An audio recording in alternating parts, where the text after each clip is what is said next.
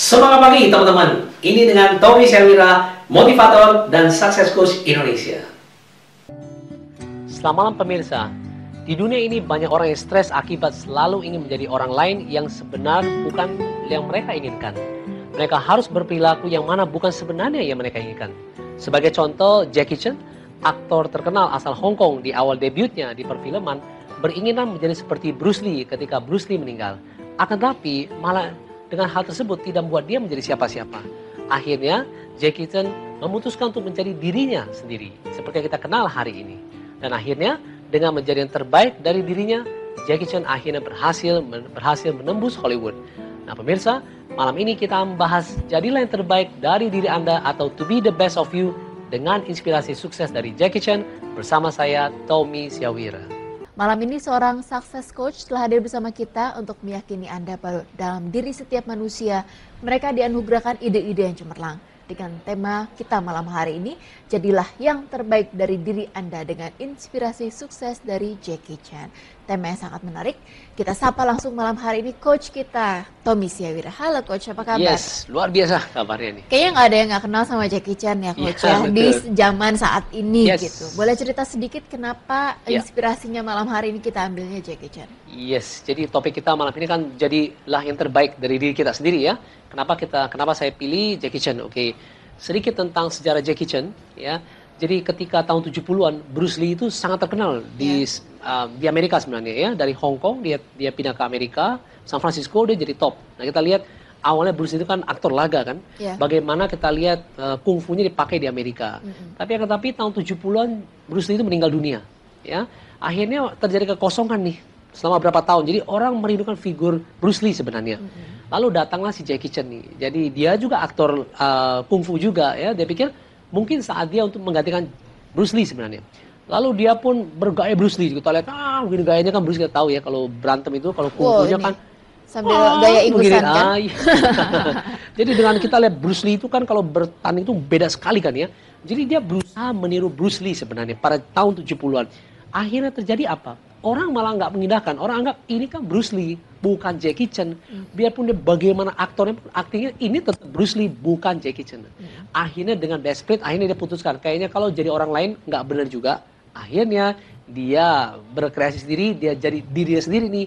Yang kita tahu sekarang kalau Jackie Chan itu kalau main kungfu kan dia banyak pesan-pesannya ya. Jadi dia kalau kita lihat kalau biasa dia kalau tampil itu ada kocaknya, ada lucu-lucunya. Sebenarnya dia membuat lawan dari Bruce Lee. Kalau Bruce Lee kan dengan seperti image yang serius, gitu kemudian seni bela diri itu kelihatan. Nah tapi dia pikir kalau dia tiru kan nggak mungkin. Dia bikin diri sendiri yang mana cocok dengan dia. Karena dia bilang, ini saya ingat waktu di interview ya, hidungnya Jackie Chan itu agak besar dia bilang. Jadi kalau agak besar itu lucu menurut dia, itu muka saya itu lucu sih. Kalau lucu itu kan harus kayak badut-badut seperti itu. Nah akhirnya kungfu yang dia ciptakan itu dipadukan dengan humor yang tinggi. Jadi sekaligus pesan itu adalah biarpun kekerasan tapi ada humornya. Jadi dia mau menampilkan bahwa kungfu itu bukan harus keras, ada funnya gitu.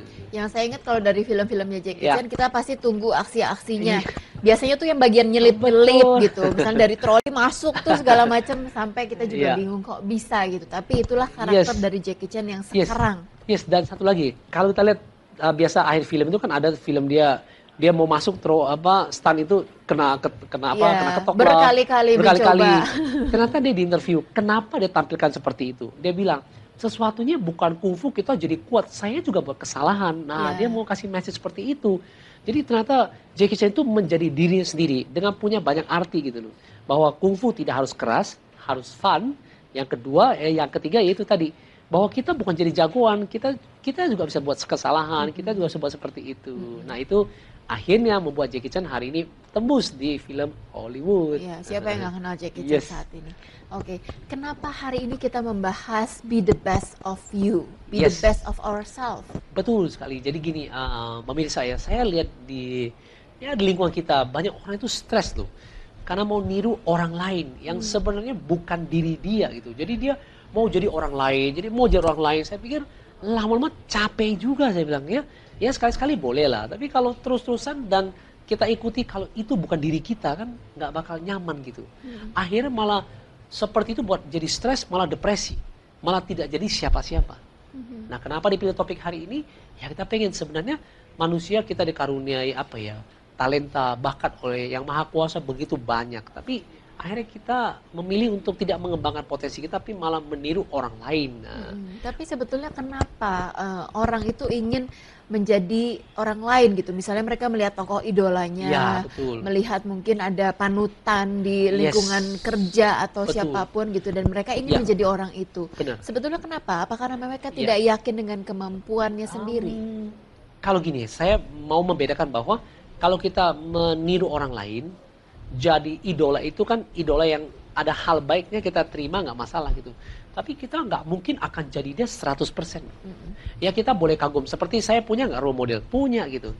Tapi biarpun saya punya role model, gaya bicara bisa mirip, tapi tetap saya punya khas tersendiri. Gitu. Kenapa saya pengen ikuti mereka? Karena ya mereka itu luar biasa, sukses kan ada ada satu keinginan untuk saya juga berhasil seperti mereka. Akhirnya saya pilih seperti mereka. Tapi kalau pilih seperti mereka pun itu saya belajar bagusnya, ambil yang cocok dengan saya terima. Bukannya tidak cocok, saya paksakan. Kalau saya paksakan kan nggak bisa gitu. Pemirsa, kesuksesan ada pada diri Anda, bukan pada orang lain yang Anda kagumi. Benar nggak nih, Coach?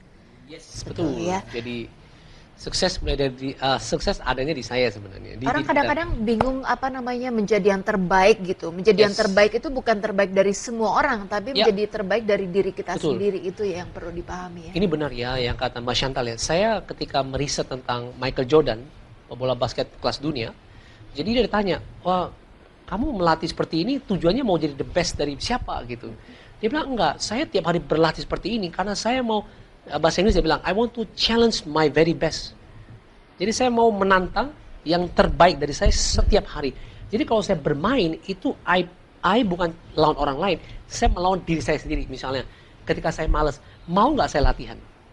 Ketika saya ogah-ogahan, mau nggak saya bermain all out? Nah, ketika saya capek, mau nggak saya mengatasi kecapean ini?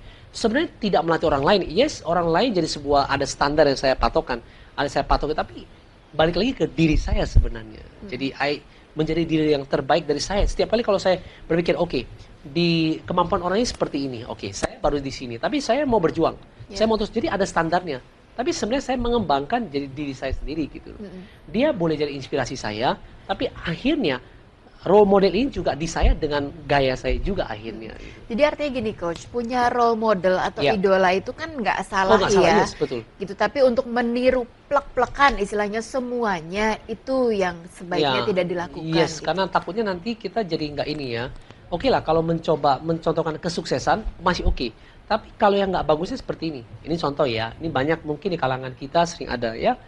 Kalau kita memang tidak mampu beli ini, jangan contoh gitu. Oh harus beli ini. Oh dia punya, saya juga harus punya. Nah ini kan sudah tidak benar kan jadi. Wah dia bisa gaya gini, saya juga harus gaya kan beda dong. Setiap orang kan punya kemampuannya beda ya. Nah itu yang sebenarnya kurang baik. Apa sih sebetulnya ada apa yang boleh dicontoh dan apa yang tidak? Misalnya apakah misalnya value-value kerja kerasnya, disiplinnya gitu, profesionalitasnya, integritasnya itu yang dicontoh. Tapi ketika kita berhubungan dengan masalah gaya, cara bicara itu jangan ditirulah gitu. Minimal kalau lifestyle ya kalau kita mampu nggak apa-apa ya, tapi kalau kita nggak mampu jangan gitu kan.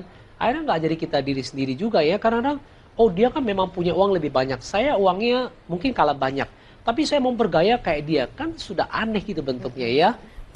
Apakah itu betul-betul saya mau? Ya awal yes, tapi lama-lama pasti bukan gitu kan. Setiap orang punya berbeda lah.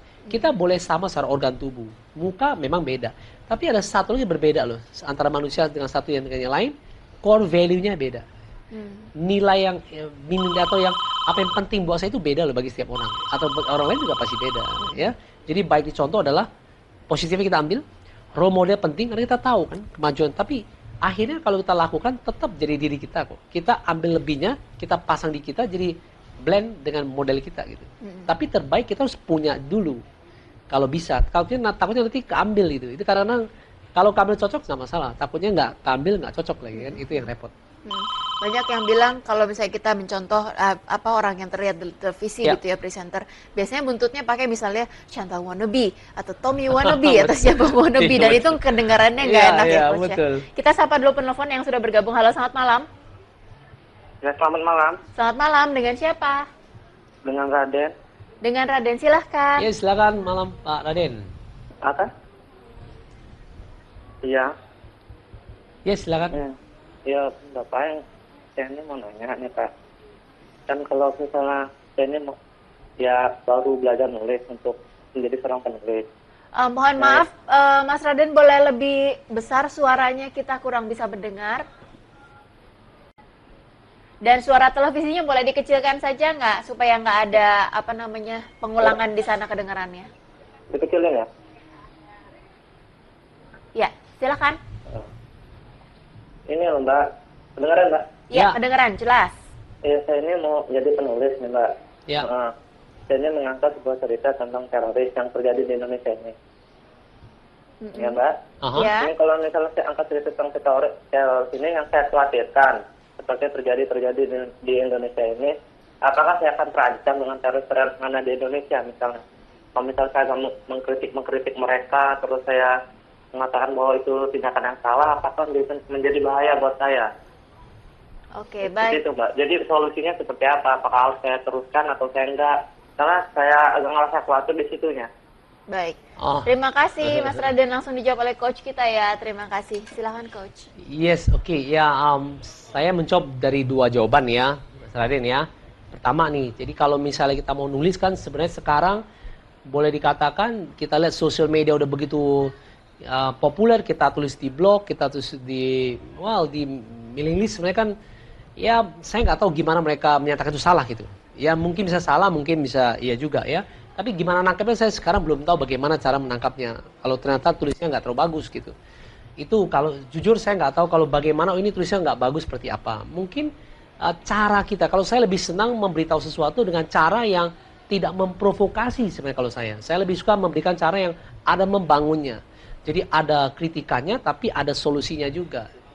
Jadi menurut saya kalau kita lakukan seperti itu lebih ekologi. Kita memberitahu seseorang tapi kita juga memberikan sebuah solusi ataupun kita memberikan kritisi tapi yang lebih ke arah ada solusinya.